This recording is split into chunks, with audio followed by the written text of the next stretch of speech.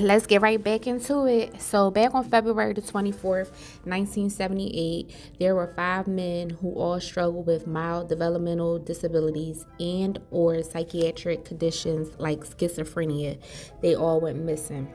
The men were known around town called the Boys. That's the name that their loved ones gave them.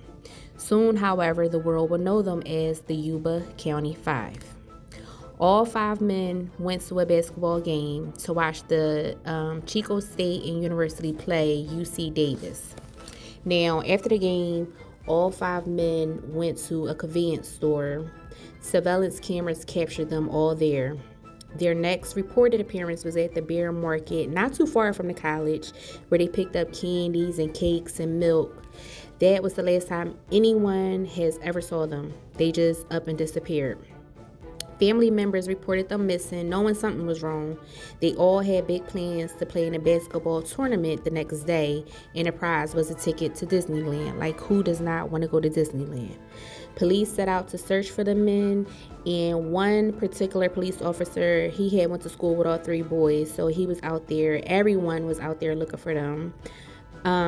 See, the thing is, everyone had piled inside of Jack Murdoch's car. That was one of the boys that went missing. He was a car guy, a real, you know how people are about their cars, especially the ones that love them. They give them names and stuff like that. He didn't want anybody to drive his car.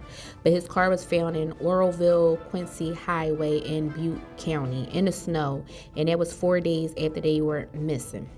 The car was 70 miles in the wrong direction away from their home. The car had gas in it and it was intact. It did, however, have one window rolled down, and everything from the market was still inside, as well as maps. You know, back in the day, they had the paper maps, not the phone GPS stuff. Law enforcement from Yuba and Butte worked the case, as well as family and friends. They was out searching for them for 4 days on end. But sadly, it came to a halt when a bad snowstorm came. It wasn't until 3.5 months later when a motorcyclist riding off of a rural road in part of Plumas County camp. He saw something like a portable builds that mainly were used for fire crews during fire season. He saw a broken window and decided to enter. Upon entering, they came across a body that was in the bed. It was Ted Weir. He was found 4 months after the disappearance. He was laying in his bed on his back, wrapped up in like neatly blankets, almost as if someone, you know how when you go to check on your kids and at nighttime you fix the blankets on them while they sleep, that's how he was. His body was already decomposed. Now, the trailer building was 19 miles from where the car was found.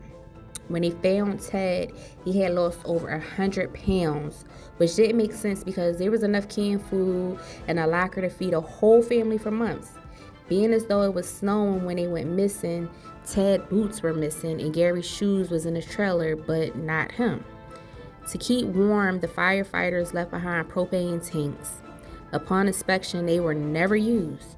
Being as though the men had disabilities, officers believe they might not have known how to turn it on, which is understandable. Bill and Jack bodies were found on the side of the road about 5 miles from the car, and Jack Hewitt's body was found about a mile from Ted's in a wooded area, where sadly his dad found him. Many believe that Gary is responsible, including law enforcement, but mainly that's because his body was never found. It's been over 47 years and the family still do not have any type of answers, which is crazy. Now, the Yuba County Five is Jack Hewitt. He was 24 years old. Bill Sterling, he was 29 years old.